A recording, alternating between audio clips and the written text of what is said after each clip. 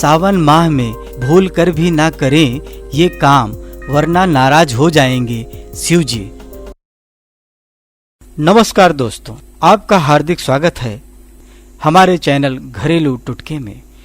इस जानकारी को बताने से पहले दोस्तों, मैं आपको बता दूं कि अगर आपने हमारे YouTube चैनल घरेलू टुटके को अब तक सब्सक्राइब नहीं किया है तो प्लीज कर लीजिए, क्योंकि दोस्तों हम इसी चैनल के माध्यम से वास्तुशास्त्र से संबंधित वो सारी जानकारियां लेकर आएंगे जिसका उपयोग करके आप अपने जीवन में सुख शांति और समृद्धि पा सकते हैं।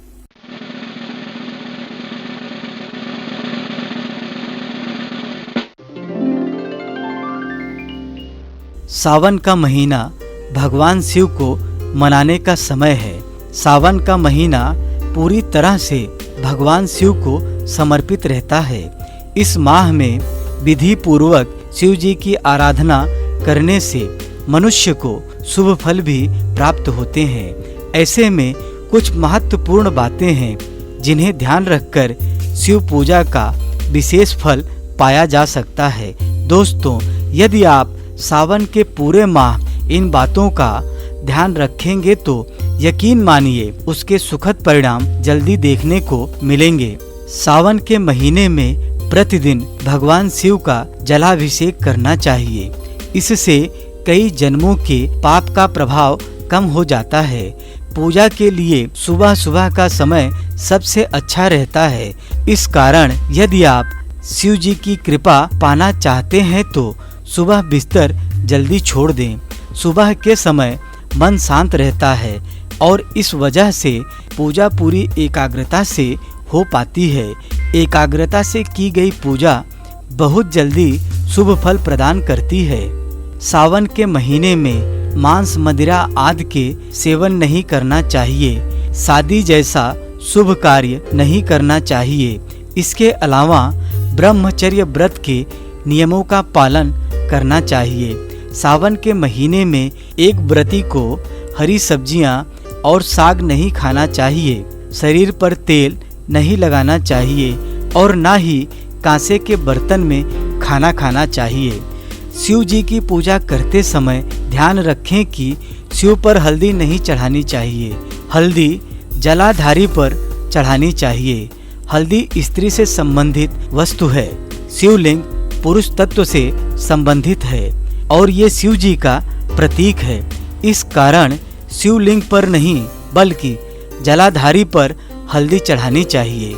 जलाधारी स्त्री तत्व से संबंधित है और ये माता पार्वती की प्रतीक है। वैज्ञानिक मत के अनुसार इन दिनों दूध वात बढ़ाने का काम करता है।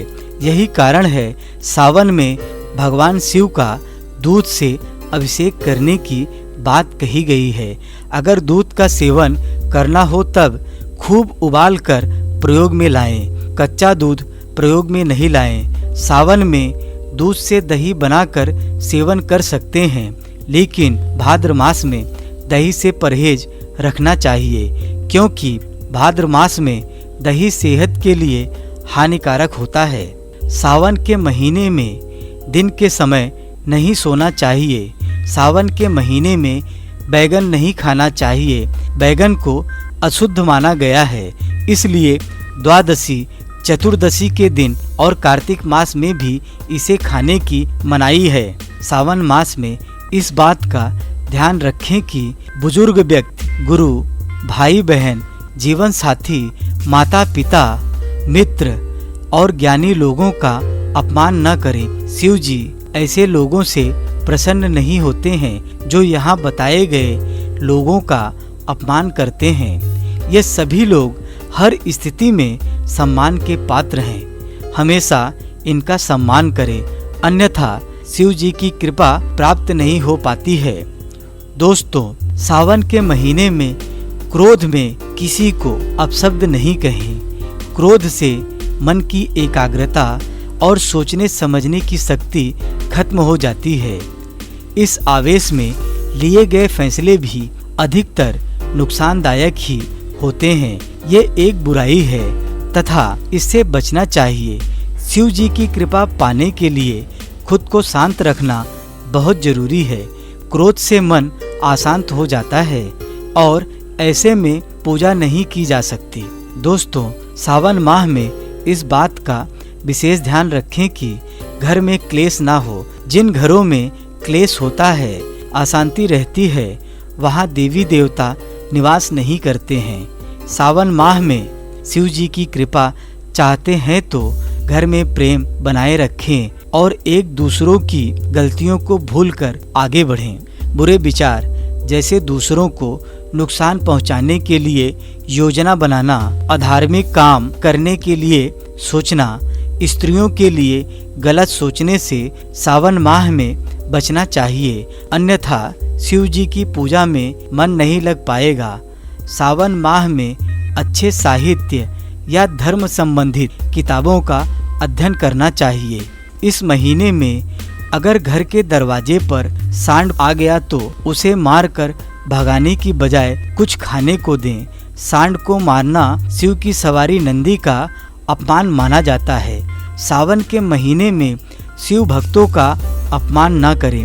भगवान शिव के भक्तों का सम्मान शिव की सेवा के समान फलदायी होता है।